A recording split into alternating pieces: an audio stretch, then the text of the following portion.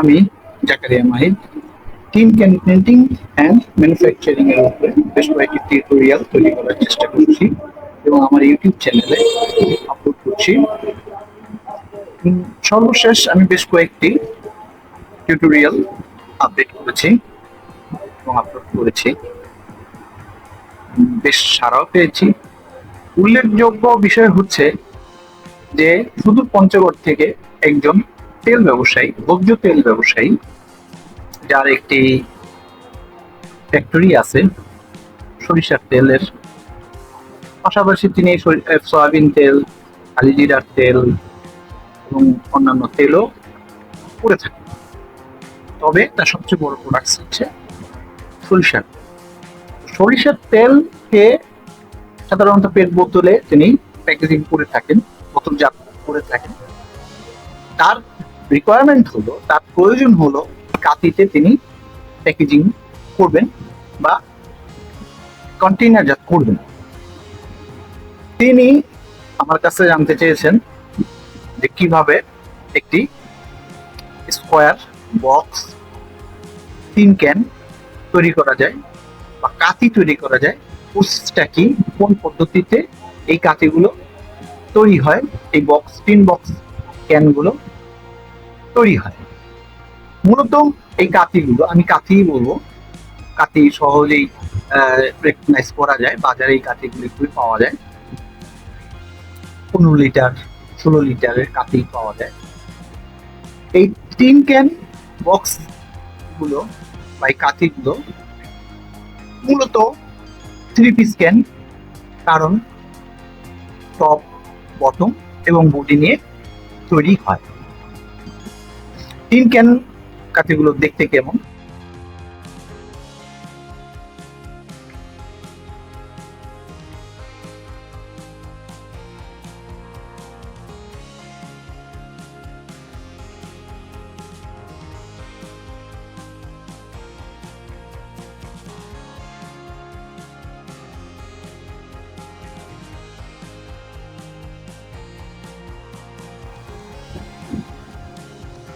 পনেরো লিটার এবং 16 লিটার তেলের কাতিগুলো, অর্থাৎ ভোজ্য তেলের কাতিগুলো বা অন্য কোনো লিকুইড অয়েল প্যাকেজিং এর ক্ষেত্রে যে টিন বক্সগুলো ব্যবহার করা হয়,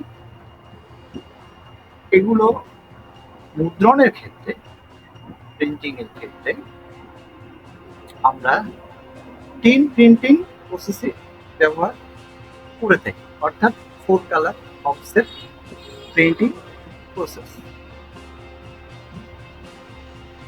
টিন প্রিন্টিং এর যেই সকল প্রসেস গুলো আছে, যেই সকল পদ্ধতিগুলো আছে, সেগুলি আমরা প্রয়োগ করে থাকি। বাজারে যদিও নন প্রিন্টেড, জাস্ট স্টিল কালারের বা টিন কালারের কাতিও পাওয়া যায়, যেগুলো লিকুইড, বিভিন্ন ধরনের লিকুইড গাম থেকে শুরু করে লিকুইড গাম, লিকুইড অয়েল, এই ধরনের লিকুইড প্যাকেজিং এর জন্য ব্যবহার করা হয়ে থাকে। একজন তেল ব্যবসায়ী তার তেলকে প্যাকেজিং করার জন্য সর্বপ্রথম যে কাজটি করতে হবে সেটা হচ্ছে ব্র্যান্ডিং, অর্থাৎ সে একটি ডিজাইন করবে, তার ব্র্যান্ড নেম ব্যবহার করে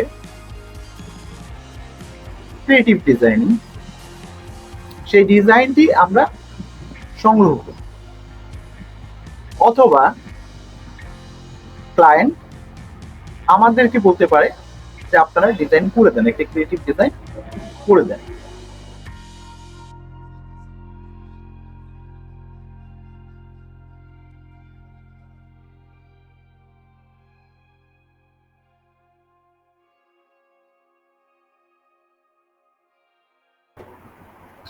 ডিজাইন পাওয়ার পরে, ডিজাইন তৈরি হওয়ার পরে আমরা যেটা করব সেটা হচ্ছে ডিজাইনটিকে প্রসেসিং করব, টিন প্রিন্টিং উপযোগী করার জন্য।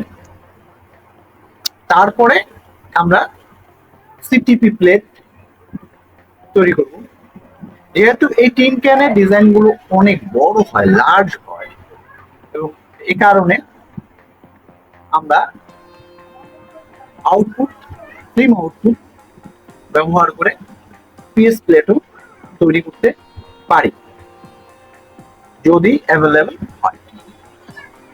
তবে বর্তমানে সিটিপি প্লেট অ্যাভেলেবল, সচরাচর পাওয়া যায়, খুব সহজেই পাওয়া যায়, কিন্তু সাইজের ক্ষেত্রে ডিফিকাল্টিস আছে। কারণ 2 আপসের 16 লিটারের ক্যান বডি যে সাইজ অনুযায়ী এক শিটে 2টা আপস হতে পারে, সাধারণত 2টা আপস হয়। সেই ক্ষেত্রে 3 শিট সর্বোচ্চ দৈর্ঘ্যের এবং প্রস্থের বড় প্লেট লাগে। তো সিটিপি নাও পাওয়া যেতে পারে। যদি সিটিপি না পাওয়া যায় তাহলে আমরা ফিল্ম আউটপুট নিয়ে পিএস প্লেট ব্যবহার করব।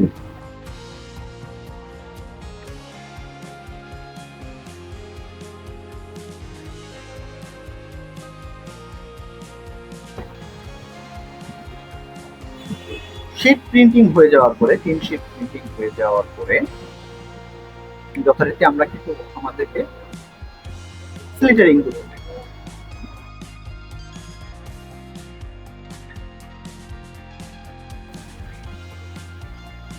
3 fold, 4 fold, 5 fold, 6, 2 fold এবং 1 fold হয় না সাধারণত। আচ্ছা, যাই হোক, 3 fold থেকে শুরু। 3 fold ক্যান এবং 5 fold এবং 6 fold ক্যান, এগুলো মূলত ডেকোরেটিভ। 3 fold ক্যানে 3টা ফোল্ডই থাকে, আর কোনো ফোল্ড হয় না। অর্থাৎ একটা বক্সের 4টা কোণ থাকে, এই 4 কোণকেই আমরা ফোল্ড করছি, 4 কোণের জন্য আমরা ফোল্ড করছি। তো 3 কোণের জন্য আমরা 3টা ফোল্ড করতেছি, 4 কোণের জন্য 4টা ফোল্ড করতেছি, 5 কোণের জন্য 5টা, 6 কোণের জন্য 6টা ফোল্ড করতেছি। কিন্তু অয়েল টিন ক্যান বক্স বা কন্টেইনার বা কাঠের ক্ষেত্রে যেটা হয় সেটা হলো 3 ফোল্ড ম্যানুয়ালি করার পরে সিমিং করা, এই সাইড সিমিং ওয়েল্ডিং করা হয়। সাইড সিমিং ওয়েল্ডিং করলে ঠিক ওই সাইড সিমিং ওয়েল্ডিং এর পাশে বা সাইড সিমিং ওয়েল্ডিং এর উপরে আরেকটা ফোল্ড করা হয়। অর্থাৎ 3 ফোল্ড করার পরে আরেকটা ফোল্ড অটোমেটিক বেরিয়ে আসে। সুতরাং 4টা ফোল্ডই কিন্তু হলো, অর্থাৎ 4টা ফোল্ড দিয়ে একটা বক্স হলো। 3 ফোল্ড যেই টিন ক্যানগুলোতে আর কোনো ফোল্ড থাকে না, 5 ফোল্ড, 6 ফোল্ড, এগুলো মূলত ফেন্সি ক্যান। এগুলোতে ক্যান্ডি, তারপরে সুইটস, তারপরে চকলেট, এ ধরনের ফুডস মোড়কজাত করা হয় বা কন্টেইনারজাত করা হয়, টিনজাত করা হয়। এগুলো ফ্যান্সি ক্যান, এগুলো ডেকোরেটিভ ক্যান। অপরদিকে টিন ক্যান বক্স বা টিন স্কোয়ার কন্টেইনার এর ক্ষেত্রে 3 ফোল্ড করার পরে আরেকটা ফোল্ড অটোমেটিক বেরিয়ে আসে, অর্থাৎ 4 ফোল্ডিং। আর 4 ফোল্ড কিভাবে হয়? 4 ফোল্ড করতে হলে স্প্লিটিং এর পরপরই রাউন্ড করতে হবে, তারপরে সাইড সিমিং ঝালাই করতে হবে, তারপরে 4 ফোল্ড করতে হবে, এবং স্টিচিং, অটোমেটিক স্টিচিং একসাথেই হয়ে যায়, ফোল্ডিং এর সাথেই স্টিচও হয়ে যায়। স্টিচ জিনিসটা কি? আমরা রাউন্ড বডিতে বিট করেছিলাম, বিডিং করেছিলাম, বিট ডিউরেবল এবং স্টেইন বাড়াবার জন্য। ঠিক একই কাজ স্টিচ করে থাকি। স্টিচ করলাম 4 ফোল্ডিং এর ক্ষেত্রে আমরা কি করলাম? স্টিচ করলাম, ফোল্ডিং করলাম, তারপরে যেটা হবে সেটা হলো ফ্লেঞ্জিং, টপ বটম ফ্লেঞ্জিং। ফ্লেঞ্জিং করার পরে আমরা যেটা করব সেটা হলো top bottom সিমিং, top bottom সিমিং। Top bottom সিমিং এর পরেই একটি রেডি প্রোডাক্টস আমরা পেয়ে গেলাম। এখানে উল্লেখ্য যে এক্ষেত্রে বটম আলাদাভাবে তৈরি করতে হয় এবং টপও আলাদাভাবে তৈরি করতে হয়। টপে তিনটা জিনিস থাকে, হোল, একটা ক্লিপ এবং একটা হ্যান্ডেল, এবং টপ এবং বটমে দুটোই কিন্তু স্টিচ করা থাকে।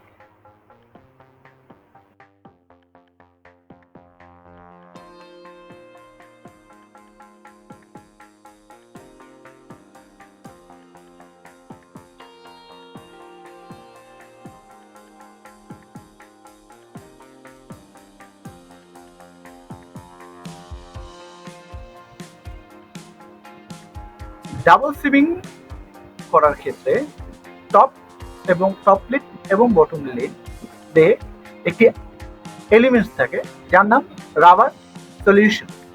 মূলত টিন ক্যান বক্স বা স্কোয়ার ক্যানকে এয়ার সিল লিকুইড সিল করার জন্য আলাদাভাবে টপ এবং বটমে লিডে এই সলিউশন, রাবার সলিউশন অ্যাপ্লাই করা হয়, ইউজ করা। তাহলে চলুন আমরা একটি 4-4 ম্যানুয়াল প্রোডাকশন দেখি পরবর্তী ভিডিও।